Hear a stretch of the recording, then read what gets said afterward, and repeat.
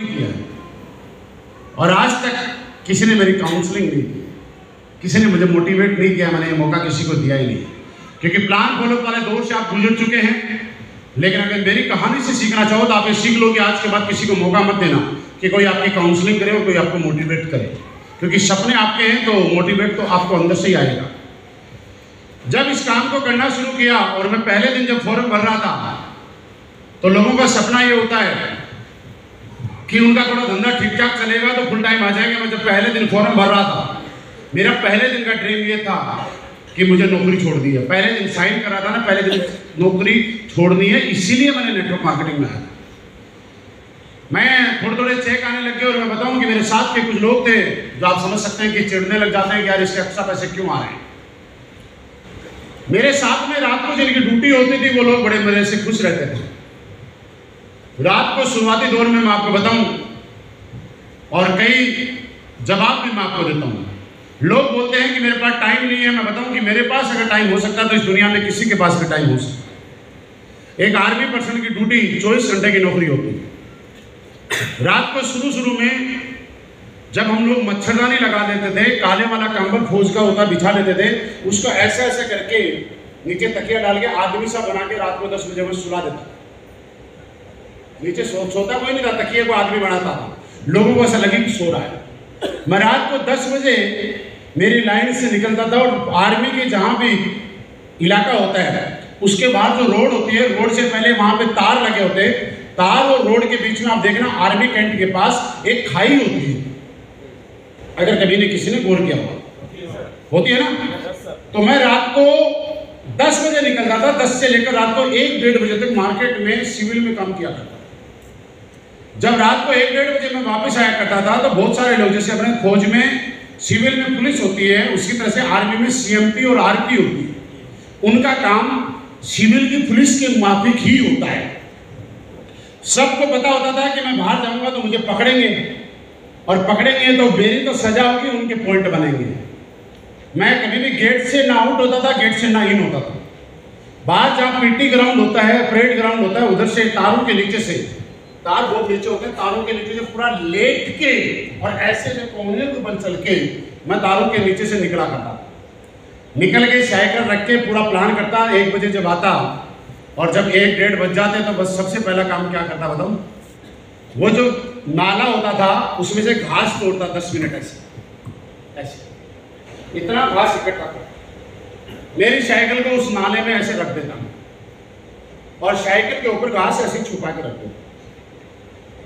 फौज की भाषा में उसको कैमोफ्लेज बोलते हैं ऐसे, क्योंकि अंदर साइकिल कैसे लाऊंगा, तारों के नीचे से लेट के मैं मेरी लाइन में आ जाऊँ। जिस रात मेरी ड्यूटी होती थी, फौज की ड्यूटी का सिस्टम बताता हूँ क्या होता है। एक ड्यूटी होती है 7 बजे से लेकर 11 बजे तक, दूसरी ड्यूटी होती है 11 बजे से लेकर 2 बजे तक, तीसरी होती है 2 बजे से लेकर 5 बजे तक। 11 से 2 वाली ड्यूटी का फायदा ये है कि 10 साढ़े 10 बजे तक लोग सोना शुरू करते हैं, तब तक ड्यूटी भी पूरी हो जाती है तो नींद मिल जाती है रात की। तीसरी ड्यूटी 2 से 5 वाली का फायदा ये है कि वो आदमी टाइम से 8 बजे सो जाता है उस दिन, क्योंकि ड्यूटी है उसकी, और सुबह उसकी पीटी जो होती है वो माफ हो जाती है। सुबह की जो एक्सरसाइज पीटी होती है वो माफ हो जाती है। बीच की जो ड्यूटी होती है 11 से 2 वाली, उसकी खास बात क्या है कि आदमी 10 बजे जैसे ही सोता है और नींद आने ही वाली होती है, इतने में जगा दिया जाता है। रात को 2 बजे ड्यूटी ऑफ करके 3 बजे तक नींद आती है, 4:30 बजे पीटी के लिए फिर जगा दिया जाता है। मैं हमेशा बीच की ड्यूटी देता था। मेरी अगर पहली ड्यूटी भी लग गई तो मेरे साथ वाले हमेशा खुश रहते थे। मन को बोला तुम दे दो यार। जब रात को मैं प्लान देने जाता और वापस आता और मुझे नींद आती तो मैं क्या करता, मैं आपको बताऊं कि फौज में जगह जगह पे छोटे छोटे पेड़ होते हैं।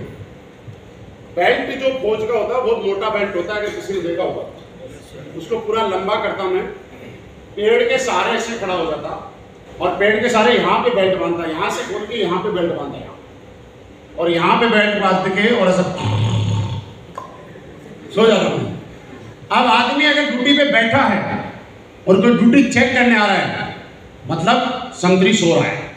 अगर मैं खड़ा हूँ और सो भी रहा हूँ तो 90% तो फिक्स है कि मैं जगी रहा हूँ यार, खड़ा हूँ। मैंने अपने आप को बेल्ट से बांधा ऐसे करके रहा। उसके बाद कुछ समय के बाद फौज में एक सिस्टम और होता है कि कैंपस में जितने क्वार्टर होते हैं वहाँ सारे फैमिली मेंबर रहते हैं, और उनसे ज़्यादा कोई फैमिली मेंबर हो जाते हैं तो उसी कैंपस के बाहर आसपास के गांव और जगह होती है, वहाँ पे आप रूम किराए पे सिविल में लेके रह सकते हैं। तो मैंने सोचा जब बड़ा काम करना है तो ये तो लंबे दिन नहीं चलेगा, मैं फैमिली मेंबर बन जाता हूँ। तो वाइफ और मेरे बड़े बेटे के साथ मैंने मेरठ में शिफ्ट कर दिया। वहाँ पे कसेरूखेड़ा नाम की एक जगह थी, वहाँ पे हम लोग रहने लगे। तो वहाँ पे जो मेरा रूम था, ये समझो कि जो स्टेज है इसके 2 रूम बन जाएंगे। आज से 10-12 साल पहले की बात बता रहा हूँ मैं। और अगर किसी ने नौकरी की तो आप देखो इतनी बड़ी, उस टाइम सैलरी भी इतनी ज़्यादा नहीं थी, छोटे छोटे वाले, मतलब आप समझो ये वाले से इधर चौड़ाई में इतना नहीं, यहाँ जब मैं खड़ा हूँ इसके पीछे पीछे वाले के 2 रूम बन जाएंगे। इतना छोटा सा रूम था जिसमें फौज की चारपाई डाली हुई थी। उसके बाहर हमारा किचन था, ये जो पोडियम है इससे डबल साइज का। और किचन की खास बात ये थी कि आप फ्रंट गेट डाल के अंदर चले जाओ और बैक गेट डाल के वापस आ जाओ, मतलब घूम के नहीं आ सकते। इतनी जगह नहीं थी कि घूम के आ जाओ। 4 रूम थे, साथ में बाथरूम थे, वहाँ पे सुबह इंतजार किया करते थे। और एक वक्त वो आ गया कि मेरी यूनिट की पोस्टिंग आ गई ग्लेशियर में, लेह लद्दाख, जहाँ पे सिर्फ बर्फ है, बर्फ के अलावा कुछ नहीं है। लोग इंतजार करने लगे कि अब हमारे साथ ग्लेशियर जाएगा, फिर देखते हैं चेक कैसे आएंगे। और मैं इंतजार करने लग गया कि ग्लेशियर जाऊंगा तो मैं यही रह जाऊंगा। साहब यूनिट की पोस्टिंग आ गई, मैंने नौकरी छोड़ दी। 7.25 साल मैंने नौकरी की।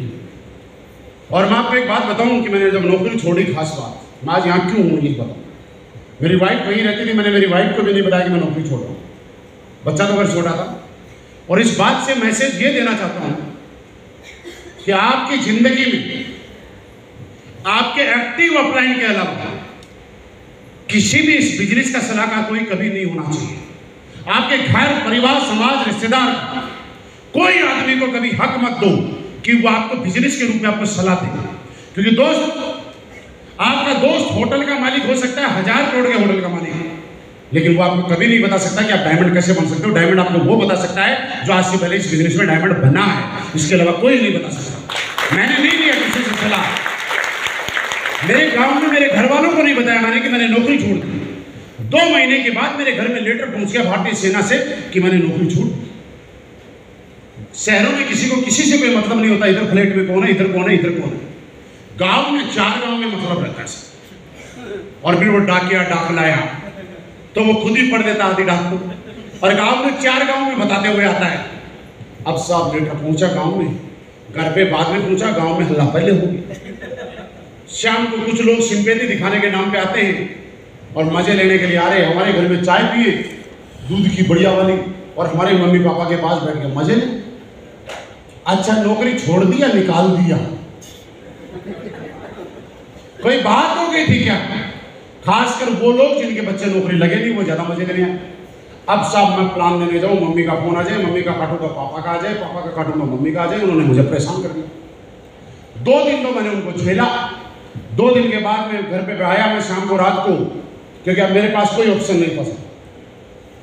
मेरठ में मेरा कोई जानने वाला नहीं था, राजस्थान का रहने वाला हूँ, नौकरी में छोड़ चुका हूँ। मेरे पास पानी भी पीऊंगा तो चेक आएगा तो पानी पीऊंगा, नहीं तो मेरे पास पानी पीने के लिए पैसे। और इस बात से दूसरा मैसेज और है, जो लोग बोलते हैं कि मेरे पास लिस्ट नहीं है, वो समझ लो कि मैंने आज तक मेरे जानने वालों में राजस्थान में आज तक मैंने सिंगल डे सिक्कर के अंदर मैंने एक आदमी को प्लान नहीं दिखाया, एक सिंगल आदमी को प्लान नहीं दिखाया। जब मेरे पास लिस्ट हो सकती है तो यहाँ पे बैठे हुए हर आदमी के पास लिस्ट हो सकती है। मैं वाइफ के पास गया, मैंने उनको बताया देखिए हमारे घर में आज के टाइम में 2 मंत्रालय बड़े एक्टिवली काम कर रहे हैं, एक वित्त मंत्रालय और एक गृह मंत्रालय। लेकिन प्रेजेंट टाइम में वित्त मंत्रालय को ग्रोथ दिलाना बहुत जरूरी है कि उसकी देश को जरूरत है, देश को तो छोड़ो घर को जरूरत है, और दोनों का भार नहीं संभाल सकता। गृह मंत्रालय थोड़ी देर संभालिए, फिर हम वित्त मंत्रालय देखते हैं। तीसरे दिन फिर मम्मी पापा का फोन आया, उन्होंने परेशान करना शुरू किया। मैंने सबसे पहले उन दोनों का नंबर ब्लैक लिस्ट में डाला। तुम बहुत दिन हो गए परेशान कर रहे हो। अब मैंने ब्लैक लिस्ट में डाला तो वाइफ को फोन जा रहे हैं वहां, वो अपने आप जो भी झेलेंगे, मुझे क्या मतलब। मैं प्लान दे के आता शाम तक गया, 5-7 दिन दोनों ने वेट किया, बात करेगा। 5-7 दिन के बाद सीकर से हरिद्वार के लिए राजस्थान रोडवेज चलती है। उन्होंने बैग उठाया और उस बस में बैठ के मेरठ बाईपास में उतर गए। अब जब मेरठ आ गए तो लेके दौड़ना पड़ेगा घर में। मैं घर लेके आ गया। 7 दिन उन्होंने लगातार मेरा फॉलो किया, लगातार मैं बसता रहा, वो फॉलोअप करते रहे, काउंसलिंग करते रहे लगातार। वो आईडी निकालने के लिए तैयार, मैं भी नेगेटिव हो गया कि आईडी दूंगा ही नहीं। मैं सुबह 5 बजे उठ जाता, उनके सोने से पहले घर से बाहर निकल जाता। जाना प्लान देने कहीं नहीं, लेकिन बाहर निकल जाता। रात को 10 बजे आ रहा हूँ, 10 बजे आके घर के बाहर पहुँच के वाइफ को फोन करता, सोगी की जग रहे, तो अंदर से आवाज़ आती जग रहे हैं। तो मैं मेरे घर के बाहर ही बाइक लगा के, जैसे गेट है, गेट के बाहर बाइक लगा के और वही बैठा रहा आधा घंटे। जैसे ही अंदर से मैसेज आया कि सो गए, तब घर में घुसता, अपने घर में चोर की तरह घुस रहा हूँ। रात को अच्छा बाइक को भी बिना स्टार्ट करे चुपके से ऐसे ले जाके खड़ी करता, जगन आ जाए। सुबह फिर निकलता, किसी दिन हाथ आ जाता, किसी दिन नहीं आता। 7 दिन वो उन्होंने बहुत कोशिश की। अच्छा बोल क्या रहे सुनो, 8 साल तो हुई गई, 7 ही साल की तो बात है, पेंशन भी मिल जाएगी। 7 साल तो ऐसे बोल रहे हैं जैसे सुबह आँख खोलेंगे तब तक 7 साल हो जाएंगे। इतना आसानी से 7 साल बोल दिया, आँख खुली और 7 साल होगी, बड़े आसानी से बोल दिया। चलिए नाराज हो गए, जैसे भी थे चले गए। अब मेरे सामने मैं दूसरी बात फिर आपको एक मैसेज देना चाहता हूँ। जिंदगी में जब आप डिसीजन अपने दम पे लेते हैं ना, तो आपके ऊपर एक प्रेशर रहता है कि आपको काम करना है। जब आप सारे डिसीजन, अगर मैं मेरा डिसीजन मेरी वाइफ की सहमति से लेता, मम्मी पापा की सहमति से लेता, तो मुझे कामयाब होने की इतना डर नहीं होता। क्योंकि मुझे लगता है अगर नहीं भी होगा तो गाँव चला जाऊंगा वापस, क्योंकि माँ बाप को बोल दूंगा आपने भी तो हाँ बोली थी, वाइफ को बोल दूंगा आपने भी तो हाँ किया था। अब मैंने, मेरे लिए तो किसी ने हाँ ही नहीं किया। अब मैं अगर किसी के पास जाऊंगा तो हर आदमी का गुनहगार मैं हूं, और अपने आप को गुनहगार से बचाऊं, इसलिए मुझे मेहनत करनी थी। सारा मत ढूंढिए, आप जिम्मेवार बनिए। मैंने काम करना शुरू किया। उसके बाद में कुछ समय बाद जब नौकरी छोड़ दी थी, मुझे कार लेनी थी कि और बिजनेस बढ़ाना। तो मेरी जिंदगी की पहली कार है ना स्विफ्ट डिजायर है। आज मैं अपने आप में प्राउड फील करता हूँ, तो ये फील नहीं करता कि मेरे पास पोर्शे है, 2 सीटर है, या मेरे पास जगुआर है। मैं फील करता हूँ प्राउड कि मैंने वो ली स्विफ्ट डिजायर ली थी ना, वो रियली मेरा बहुत बड़ा अचीवमेंट। क्यों था मैं बता रहा हूँ। मेरे पास 1 लाख रुपए थे उस टाइम। मेरे कोई रिलेटिव थे सऊदी अरब में, पोस्ट ऑफिस के थ्रू उनसे 1 लाख रुपए मंगाए।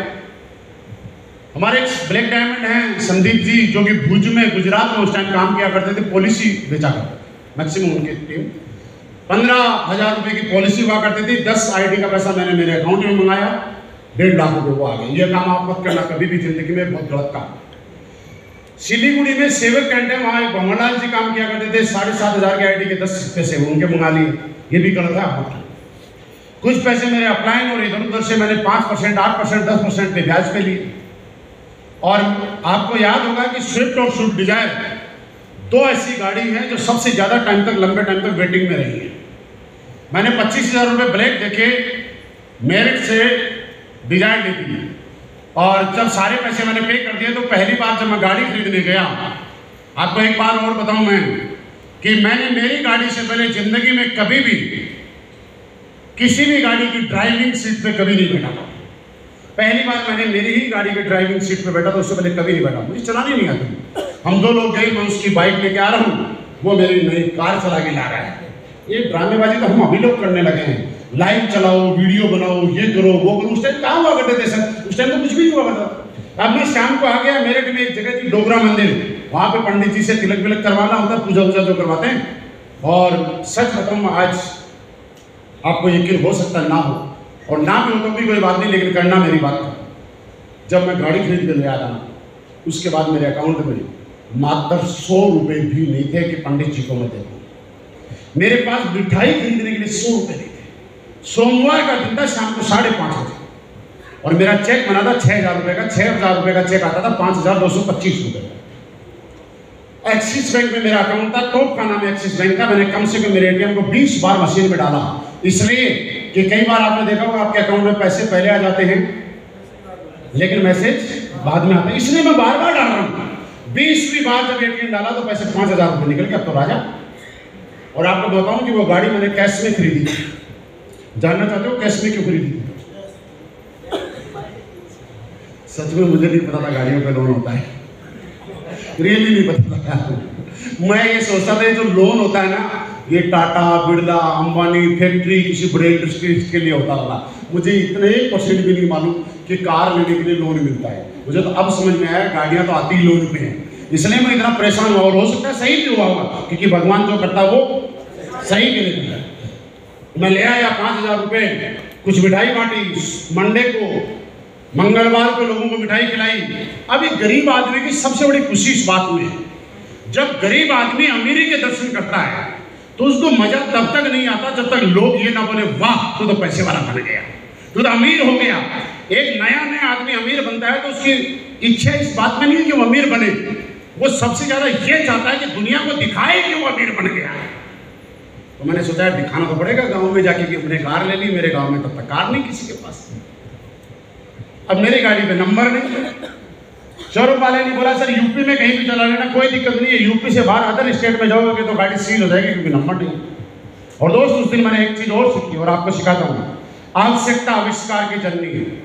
आज तक दुनिया में ऐसी कोई समस्या नहीं जिसका समाधान नहीं, आज तक ऐसा कोई ताला नहीं जिसकी चाबी नहीं, आज तक कोई ऐसा वायरस नहीं जिसके लिए एंटीवायरस नहीं बना। समस्याएं हैं तो समाधान भी हैं, और ताला है तो चाबी भी है, बस ढूंढने की देर है। मैंने ढूंढी कि बुधवार को हमारा वेन्यू हुआ, उसके बाद मैंने कहा गांव चलना है। शाम को 7 बजे मेरे साथ एक लड़का और था, हम दोनों लोगों ने प्लानिंग की कि क्या किया जाए। A4 साइज के 2 पेपर लिए और A4 साइज के पेपर पे पेन से मोटे मोटे में बार बार खींच खींच के लिखा ARMY। क्या बन गया? एक पेपर चिपकाया A4 साइज का आगे वाले शीशे पे और एक चिपकाया पीछे वाले। मेरे बक्से से एक ड्रेस मेरे पास बची हुई थी, वो ड्रेस मैंने निकाली मेरी आर्मी वाली, उसको थोड़ा प्रेस व्रेस किया। और मैंने क्या देखा था कि आर्मी के जब अधिकारी ऑफिसर्स जब चलते हैं तो उनकी गाड़ी के आगे पीछे आर्मी लिखा रहता है और अपने ड्रेस को पीछे टांग के रखते हैं। तो मैंने कहा यार मैं भी कर्नल बन जाता हूँ और मैं भी ड्रेस टांगता हूँ। तो मैंने मेरी ड्रेस निकाली, किधर टांगा जाए, तो पता चला पुलिस वाला हाथ लगाता तो इधर से मतलब लेफ्ट साइड से, तो पीछे वाली सीट पे लेफ्ट साइड में जो हैंगर होता है वहां पे मैंने ड्रेस टांगा। अब कोई देखेगा तो सबसे पहले देखेगा कर्नल साहब जा रहे हैं, ये भी ठीक हो गया। रात को 7:30 बजे हम मेरठ से निकल गए साहब, और मैंने पहली बार कार चलाना सीखा जयपुर दिल्ली हाईवे पे उस रात। जब खाली रोड आता तो मैं चलाता और रोड बिजी आती तो उसको देते, ट्रकों के बीच में से ऐसे करते करते सुबह 6 बजे मैं सीकर पहुंच गया। अब गांव में माँ बाप को दिखाया, मम्मी पापा सबको कि मैंने कार ले ली। तो गांव में मैं फिर आपको एक बात बता रहा हूँ, सलाहकार सिर्फ बिजनेस वाले, दुनिया की सलाह पर मत जाओ। सर मैंने ये नहीं किया, घर वाले क्या बोलेंगे, परिवार वाले क्या बोलेंगे। मैं जब गाड़ी लेके गया खुशी नहीं। कितने की लाया? मैंने बोला 7 लाख रुपए की। आज पड़ोस के लोग पता है क्या बोल रहे हैं, 7 लाख में तो बुलेरो आ जाती है। मैंने कहा उसका क्या करते, 8-10 लोग बैठ जाते। मैंने कहा फिर रेत में कहीं भी चढ़ जाते, क्योंकि राजस्थान में रेत ज्यादा है, हमारे इलाके में रेत सब जगह रोड नहीं है। मैं ये बैठे बैठे सोच रहा कि ये गाड़ी मैंने मेरे लिए ली है या गांव वालों को ढूंढने के लिए ली है, ये सड़क पे चलाने के लिए ली है या मेरे यहाँ पे रस्तों में रेत में चलाने के लिए ली है। मतलब सलाह तो फिर भी दे दी उन्होंने। चलिए वो ले आया। ये बात मैं आपको इसलिए बताई इतनी सारी कि मेरे दोस्त आप कंफर्ट से बाहर ऐसे आइएगा कि आज मेरे पास जैगवार ली, उस टाइम मेरे पास अकाउंट में बहुत पैसे थे, मुझे कोई आपत्ति नहीं थी। पोर्शे ली तब मेरे पास बहुत पैसे थे, मुझे नहीं लगता मैंने कोई बहुत बड़ा काम किया है। लेकिन मैं कह सकता हूं कि जब मैंने नौकरी छोड़ी थी और जब मैंने डिजायर ली थी, ये रियली मेरी जिंदगी का बहुत बड़ा इतिहास था, बहुत बड़ा कीर्तिमान था। और आज जब मैं स्टेज पे यहाँ पे खड़ा हूँ और मैं मेरे पुराने पास्ट को याद करता हूँ और मैं जिस रैंक पे हूँ, तो मुझे लगता है कि मैं इस रैंक का रियली हकदार हूँ। इसके लिए मैंने मेहनत की है। आप जिंदगी में इतनी मेहनत जरूर करना कि कभी अगर अपने आप से बात करो और उस रैंक पे जब आप जाओ तो आपके अंदर से आवाज आनी चाहिए कि यस, इस रैंक के लिए मैं काबिल था, मैं इसको डिजर्व करता हूं, मैं इसका हकदार था, इसलिए मैं इस रैंक पे हूं। आपके डाउनलाइन को ऐसा लगना चाहिए कि रियली यार मेरे अपलाइन ने इतनी मेहनत की है कि वो इस रैंक को डिजर्व करता है।